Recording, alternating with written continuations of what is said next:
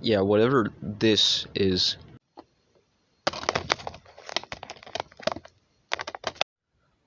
You know, I'm a pretty big fan of plastic, but for some reason, others aren't, and I just can't see why. I mean, come on.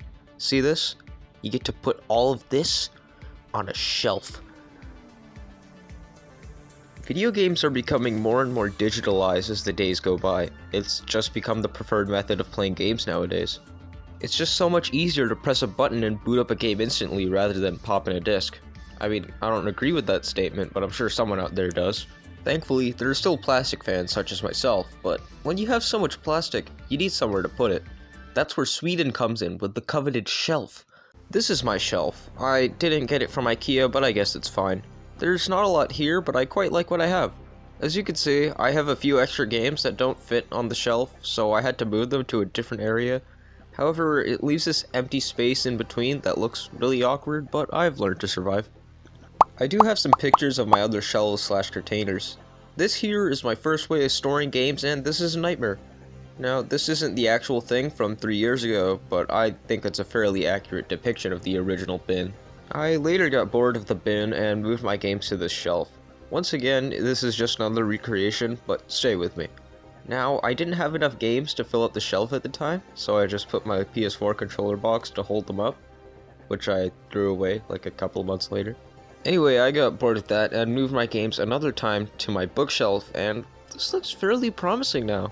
I'm quite proud of this, and I'm slowly starting to buy more and more games.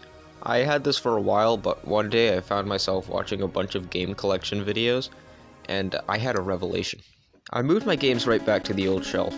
I also brought along some of my nerdy shit, and got rid of one of the bins to make way for Halo Snapback over here. However, the compartments are slightly wider than the bookshelf I used to use, so I separated my games onto two of them. I held them up with some Rubik's Cubes, and I'm gonna be honest, this actually looks pretty cool. Better than what I have now, actually. Sadly, the Rubik's Cubes weren't very practical. They kept moving out of the way, and my games kept falling over.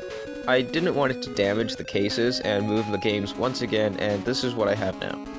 Yeah, it doesn't look as good as the previous one, but it's much more practical.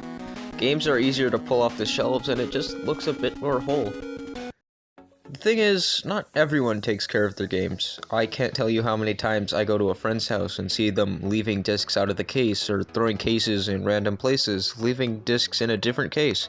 While this shouldn't bother me as much as it does, I can't help but feel a little annoyed by people who do this.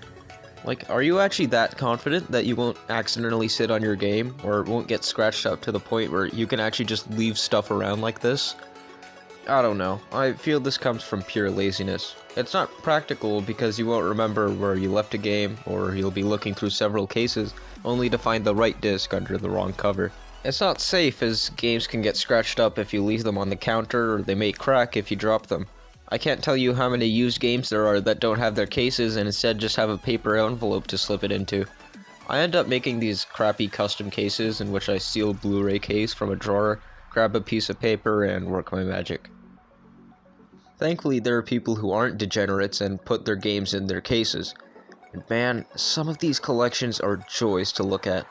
I love watching game room tours and looking at other people's collections. It's just so satisfying to see the spines of games line up with each other to create this wonderful mess of colors and words. However, even if you do everything in your power to keep your games in mint condition, some things can happen. As you can see here, this is my copy of SpongeBob Plankton's Robotic Revenge, because I only played the necessities. I've kept this game in a bin and on shelves for nearly its entire existence, yet for some reason, it's covered in bite marks. Me and my sister were far above the teething age by the time I bought this game, so I have no idea where these hickeys came from. But if new evidence ever comes up, I'll be sure to check my sister's birth certificate. There's some other stuff that's hard to control as well, like the plastic that keeps the artwork in. Sometimes it can get all dry and makes the game look all cheap and dehydrated. I almost feel like I need to give it a glass of water because this shit is drier than the fucking Sahara. Other times the plastic gets this wavy sort of texture. It's hard to explain, but find an old game of yours and you'll know what I'm talking about. This means absolutely nothing, but I can't help but feel this sort of hatred towards it. Things can happen to the artwork too, like this is my copy of Destiny. Please note that this isn't actually mine, I got it from a friend, so he played a role in ruining this case. Jesus, how do you get so many cracks in the artwork? It looks like cracked paint. Did you spill water on it or something? A while back, I put different artwork in better cases for games I cared about more.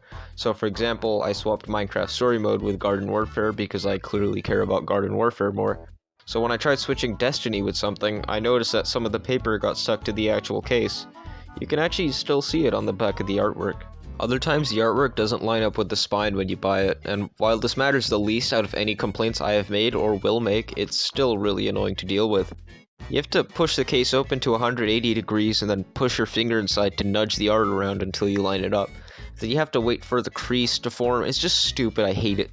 Wait, there's even more. Look at the PS3 cases. You can see that there are red lines that are meant to line up with each other, but they never do.